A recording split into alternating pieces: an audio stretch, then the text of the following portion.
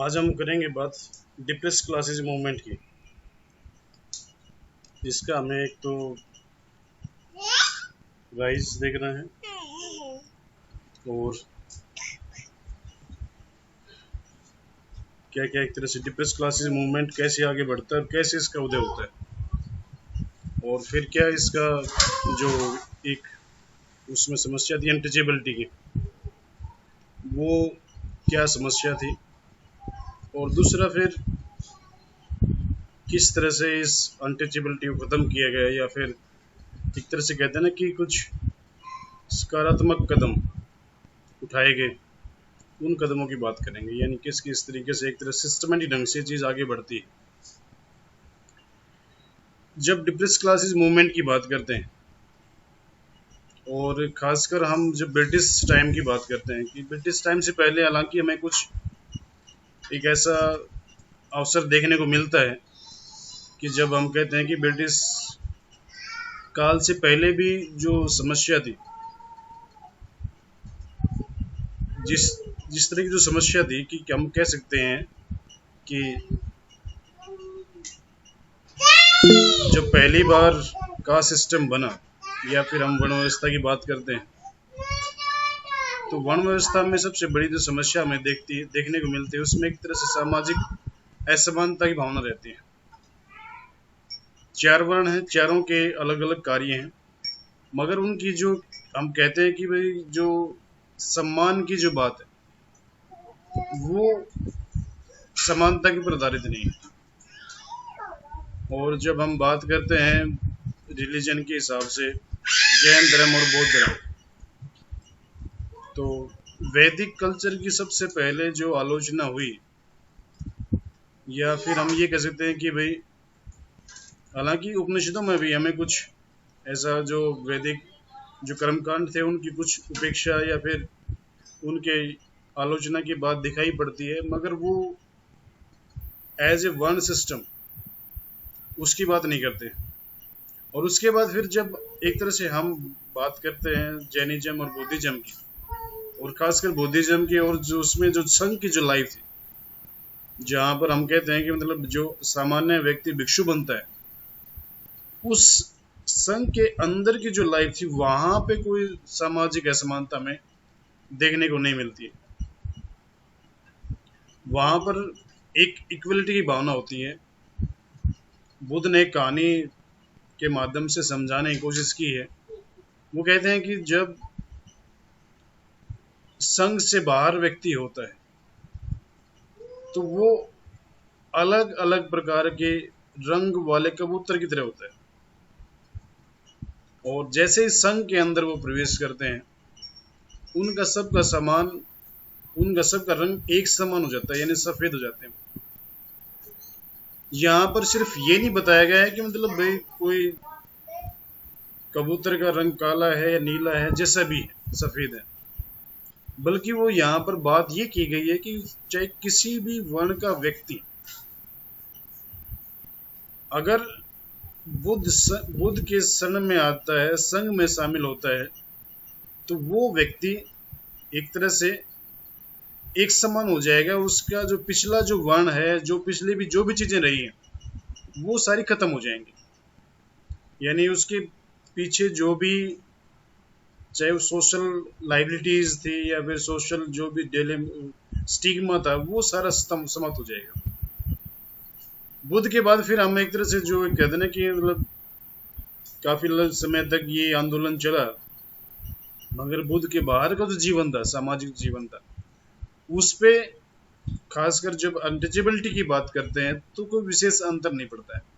हालांकि एक तरह से उदारता का भावना या उदारता का भाव हमें देखने को मिलता है। उसके बाद फिर हम एक जो मेजर मूवमेंट देखते हैं मध्यकाल में, जिसे हम कहते हैं कि भक्ति आंदोलन। और भक्ति आंदोलन में जो अधिकतर जो संत थे, वो निम्न वर्ण से थे या निम्न जातियों से थे, जो समाज की समानता, एक रूपता की बात करते हैं। और उसमें सबसे बड़ी जो एक तरह से कहते हैं ना कि एक बड़ी बात हमें जो देखने को मिलती है इस समय पर, वो ये रहता है कि समाज में किस प्रकार से अब भगवान की प्राप्ति हर व्यक्ति कर सकता है। वहां पर जिस तरह से हम पहले कहते हैं ना कि जो सोशल जो स्टिग्मा की वजह से जो खासकर जो अनटचेबल्स लोग थे वो समाज के मुख्य धर्म शामिल नहीं होते थे। अलबरूनी भी कहता है, अलबरूनी जब भारत में आया तो वो लिखता है कि जब चांडाल गांव में प्रवेश करता है या शहर में प्रवेश करता है तो वो लकड़ी बजाता हुआ आता है, और फिर ताकि दूसरे लोग उसके रास्ते को छोड़ दें या फिर दूसरे लोग सावधान हो जाएं कि ये व्यक्ति आ रहा है और उसकी छाया भी उनके ऊपर नहीं पड़नी चाहिए, अदरवाइज वो अपवित्र हो जाएंगे। ऐसा शास्त्रों में विधान की बात कही जाती है। ये एक तरह से सामाजिक परंपरा के रूप में इसको माना जाता है। तो ये सारी बातें हमें मतलब साहित्य में देखने को भी मिलती हैं। और फिर मनुस्मृति की बात करते हैं तो वहाँ भी मतलब जो सोशल जो इम्प्लीकेशन थी, सोशल जो ऑब्लिगेशन थी और सोशल जो स्टिग्मा था वो सारा हमें देखने को मिलता है एक तरह से अनटचेबल्स के ऊपर। जब मध्यकाल की बात करते हैं, भक्ति आंदोलन की बात करते हैं तो हमें यही चीज़, क्योंकि जो सामाजिक जो व्यवस्था थी उस सामाजिक व्यवस्था में हमें कहीं भी ये दिखाई नहीं पड़ता है कि जो चाहे वो अनटचेबिलिटी थी, चाहे वो शूद्राज के साथ जो एक तरह से जो कहते हैं निम्न वर्ण का जो व्यवहार होता था वो था, ये कम होने की बात हमें दिखाई नहीं पड़ती। यानी लाइफ जैसी चल रही थी वैसी चलती जा रही थी। भक्ति आंदोलन में पहली बार ये होता है कि धार्मिक क्षेत्र में यानी सांस्कृतिक और धार्मिक क्षेत्र में एक समानता की भावना स्थापित होती है। उसके पीछे कहीं ना कहीं ये रीजन भी था, क्योंकि जिस तरह से हमने बात करते हैं दो मुख्य विचारक हैं जिनको लेकर बात की जाती है, आचार्य प्रसाद द्विवेदी और आचार्य रामचंद्र शुक्ल, जिन्होंने भक्ति आंदोलन के उदय का कारण बताया है। शुक्ल कहते हैं कि जब हर तरफ से एक तरह से मुस्लिम शासन स्थापित हो चुका था और जो हिंदू जो जनता थी वो अंदर से हताश हो चुकी थी, ऐसी हताश जनता को भगवान की शरण में जाने के अलावा कोई दूसरा रास्ता नहीं था। वो कहते हैं कि जो एक तरह से जो मुस्लिम जो रूलिंग इस्टेब्लिशमेंट थी उसकी वजह से यानी भगवान भक्ति आंदोलन पैदा हुआ। मगर जो आचार्य प्रसाद द्विवेदी हैं, जो परंपरावादी हैं, वो कहते हैं कि इसके लिए अनेक शताब्दियों से मेघखंड एकत्रित हो रहे थे। और दक्षिण भारत से वो शुरुआत करते हैं। जब अर्ली मिडिल पीरियड से हम बात करते हैं, नयनार और आलवार जो संत थे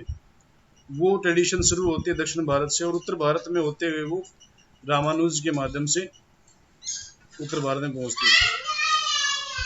तो ये चीज़ हमें देखने को मिलती है। और वो कहते हैं कि जो अधिकतर जितने भी धार्मिक जो संत थे यहाँ के, खासकर जो देखा जाए तो वो निम्न वर्ण से थे, यानी समाज के उस वर्ग से थे जहाँ पर सामाजिक असमानता का दंश ज़्यादा झेलना पड़ता है।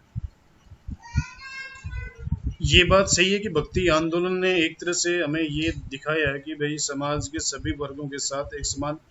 व्यवहार करना चाहिए, क्योंकि भगवान ने सबको एक जैसा बनाया है।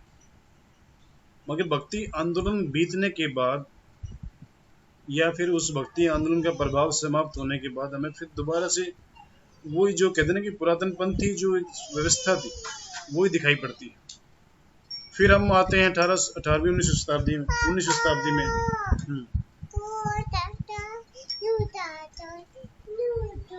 हाँ ठीक है, जाओ मम्मी को जाओ। तो 19वीं शताब्दी में जैसे हमने पहले ही बात की है कि जब अगर हम राजा राम मोहन राय से बात शुरू करें और फिर जिस तरह से एक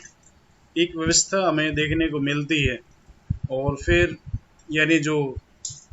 समाज का जो एक विशेष तबका था उस तबके के हिसाब से कुछ सुधार आंदोलन होते हैं। जैसे हमने पहले भी बात की है कि जब हम सामाजिक धार्मिक सुधार आंदोलन के स्वरूप की बात करते हैं तो वो आंदोलन कहीं ना कहीं वहीं जाकर रुक गए हैं जहाँ पर जब वो किसी हिंदू धर्म या फिर किसी धर्म विशेष की जड़ से संबंधित होते हैं, यानी जब वहां पर चोट लगती है तो वो खत्म हो जाते हैं, यानी आंदोलन वापस हो जाते हैं। जिस तरह से हम देखते हैं कि सती प्रथा आंदोलन एक्ट बनने के लिए तो विद्रोह हुआ, सॉरी एक मूवमेंट चला, मगर उस मूवमेंट के बाद जागरूकता फैलाने के लिए कितना बड़ा आंदोलन शायद हमें देखने को नहीं मिलता है, जिसके साथ ज़्यादा जरूरत थी। इसी प्रकार से हम चाहे विधवा विवाह पुनर्विवाह की बात करते हैं, हालांकि इस मामले में जो पंडिता रमाबाई थी उसने भी काफ़ी काम किया था दक्षिण भारत में, मगर वो आर्य समाजी बनने के बाद फिर एक अलग से स्वरूप दिखाई पड़ता है। यानी कहने का भाव ये है कि जब अंग्रेजों का शासन स्थापित हो रहा था और एक तरह से रुक जमाई हाँ हाँ एक मिनट।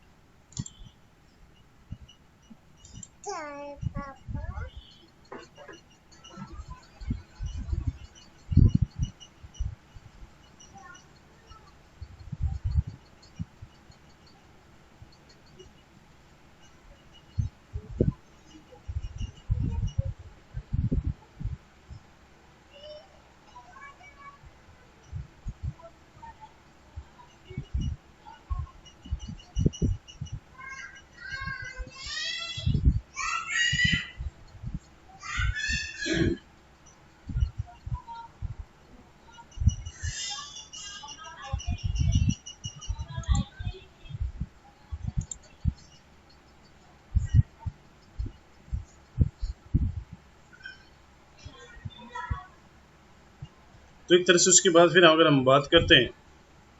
तो जितने भी आंदोलन हुए हैं, यानी एक तरह से अगर बात की जाए कि जो समाज सुधार के लिए भारत का जो समाज है वो धर्म से जुड़ा हुआ है, और जब धर्म में सुधार करना है तो समाज में सुधार करना पड़ेगा, समाज में सुधार करना धर्म में भी करना पड़ेगा, यानी एक तरफा से व्यवस्था नहीं है एक तरह से। और जब एक तरफा व्यवस्था नहीं होती है तो सबसे बड़ी जो समस्या हमें देखने को मिलती है वो यही रहती है कि मतलब भाई पूर्णतया सुधार नहीं हो पाता है, और यही समस्या हमें जो भारत के सामाजिक धार्मिक सुधार आंदोलन थे उसके साथ देखने को मिलती है।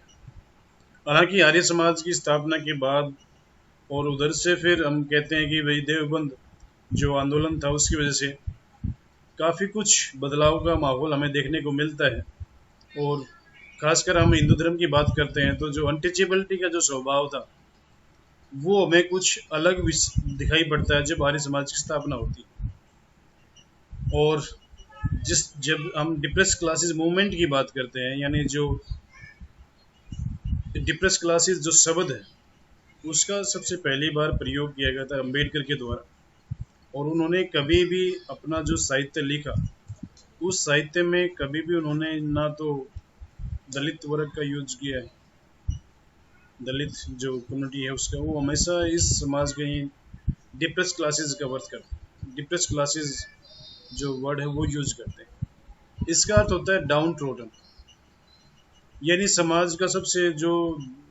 एक तरह से दलित दबित जो वर्ग है, यानी निम्न वर्ग है सबसे, जिसे हम अनटचेबल्स कहते हैं, अछूत कहते हैं, वो इसमें शामिल होते हैं। और इससे पहले अम्बेडकर से पहले भी हमें बहुत सारे ऐसे वर्णन मिलते हैं जब डिप्रेस क्लासेस मूवमेंट की बात शुरू की जाती है। तो राइज की जब हम बात करते हैं तो राइज हमें देखने को मिलता है एक तरह से जब हम ज्योतिबा फुले और सावित्रीबाई फुले के आंदोलन की बात करते हैं। आप सभी को ध्यान में होगा कि 1851 में पहली बार एक तरह से एक दलित महिला के द्वारा स्कूल की स्थापना होती है, जिसमें एक मुस्लिम महिला भी उसके साथ टीचर थी, और स्वामी ज्योतिराव फुले के